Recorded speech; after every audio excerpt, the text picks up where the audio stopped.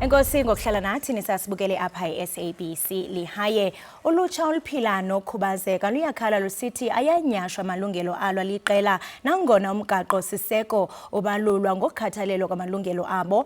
Lentsha ikhalela ukuba abafikeleli kwimfundo, amathuba entswelangqesho kwakunye nokunikwa inkxaso kumathuba okanye kwamathuba okuqala amashishini. Umbuzo ke ngokumile kukuba ingaba ulutsha oluphila nokhubazeka lubandakanya njani kwaye luzive luyinxalenye yomgaqo seko. Umgaqo seko weli yenye yeminye yothulelo umnqwazi kwihlabathi jikelele njengotshotshe-ntla ekukhathaleleni amalungelo oluntu. Ingabe neneni oku kuyenzeka?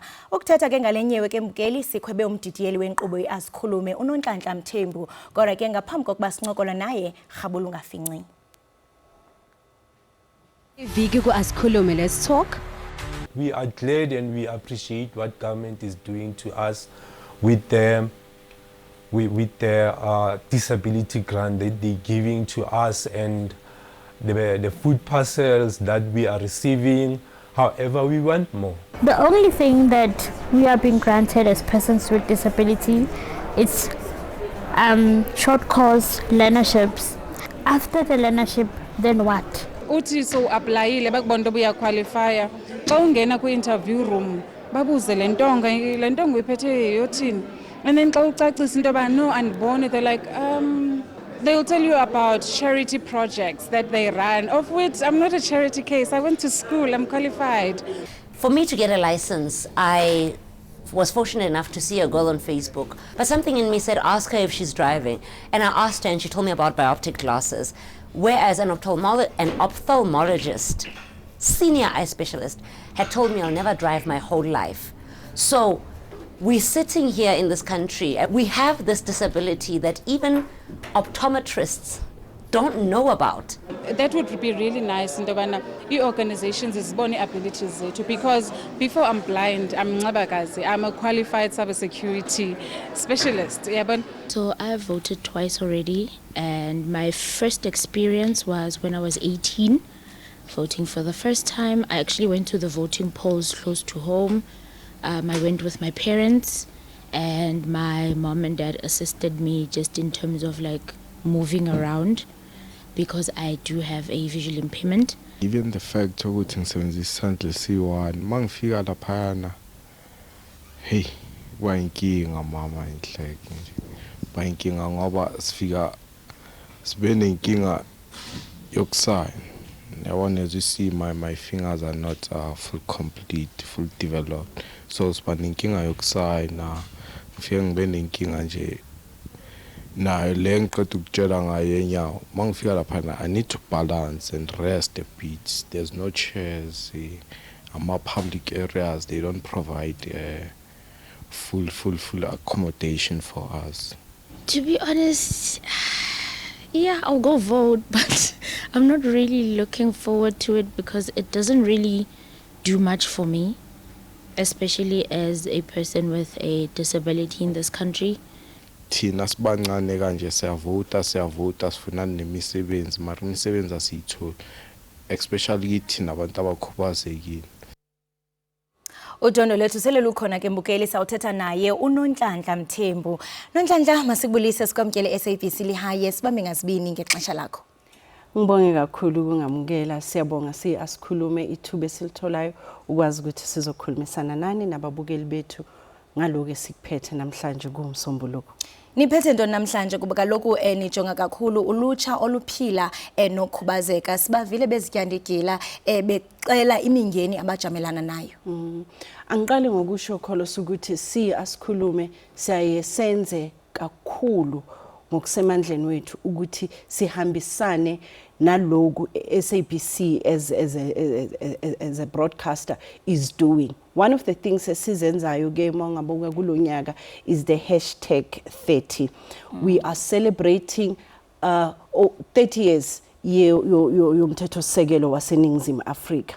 So ama shows esiwenzayo siyayesifuna ukuthi nathi sithathe kuleyo theme sithi ukwenza exactly what SABC is looking at khona manje. So sesathatha umthethosisekelo wase South Africa sawubheka sawubukanisa nabantu abakhubazekile.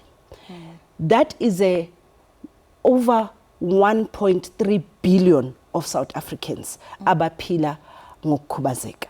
So ivoice yabo inkulu kakhulu ekutheni singathula nje kungashiwo lutho ngabo.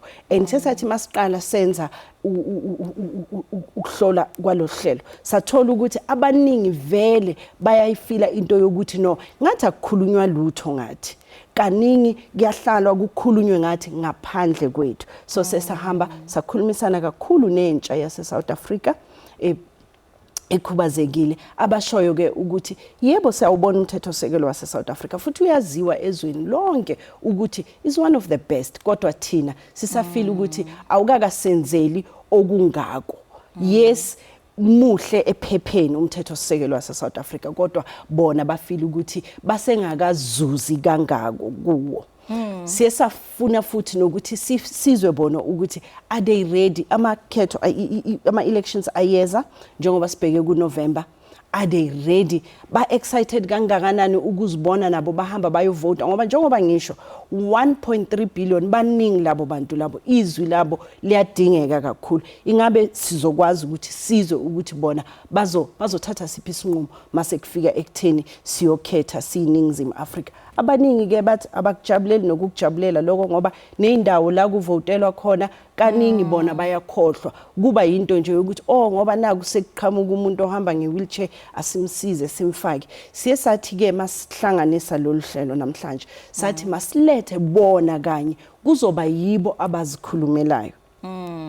Njengoba ubonile ku package yethu besikhulumisana nabo nakuyivakashi zethu ezizayo namhlanje we have uCalvin okuguthi umbhali weincwadi usebhale 3 books. Calvin akaboni, Calvin umuntu omusha waseningizimu Afrika othi nginelungelo lokuthi umthethosisekelo ungivikele nami ngoba ngikwazi ukwenza noma ngabe yini omunye umuntu obonayo okwazi kuyenza. So uzoba khona e-studio ukuzokhulumisana nathi umelana kakhulu namalungelo wentsha ekhubazekile. Siphinde futhi sibe noTebogo, uTebogo okuthi uvela kwa Blind SA. Usebenzisana kakhulu nohlelo oluthi malifundise umphakathi waseningizimu Afrika about economic development for abantu abakhubazekile. So ingxoxo yanamhlanje ngakubeka nje phecelezi ngithi it will be with them about them. Ngaba bakhokela ingxoxo nje. That is what we wanted to achieve ngalokho ngoba besesizwile masenza insert ukuthi isikhalo sabe sikhulu ukuthi naloyo mthethosisekelo khona ubhalwe abantu ukuthi abaphili lempilo esiphilayo nabo phansi. Yebo, thina njalo asifakwa entweni kuthathwa inqumo ngathi ngaphandle kwethu. So sivule lelithuba ukuthi sibanikeze le platform yokuthi bakwazi ukuthi beze bazokhulumisana nathi. Asiqinanga lapho. Sesahamba sakhulumisana no-IC. Sambuzo IC ukuthi ingabe ikuphi bona abakwenzayo ukulungiselela ukhetho. Okungizwise ubhlungu kakhulu okuye kwabekwa i-IC ukuthi bathi bona yebo siyazama ukwenza ngokusemandleni ukulungiselela abantu ukuthi bazovota wonke umuntu abe nethuba elilinganayo lokuvota. Kodwa indawo zokuvota yizikole amasonto okuthi asinawo thina amandla wokwenza ukuthi mawabe equipped for umuntu ohamba ngewheelchair. Umsebenzi we-government, umsebenzi womphakathi ukulungisa lezo zindawo lezo ukuthi zihlale zilungele wonke umuntu kungenziwa nje kuphela makunqele kuzovota. Mvelase kuba kaloku amasebe kahulumente nawo ufuneka ephendulile kodwa ke masibulele kakhulu ngokusindwendwela apha eSABC lihaye enkosi kakhulu. Mukeli ngoku sizawuthi sihlabele mkamama.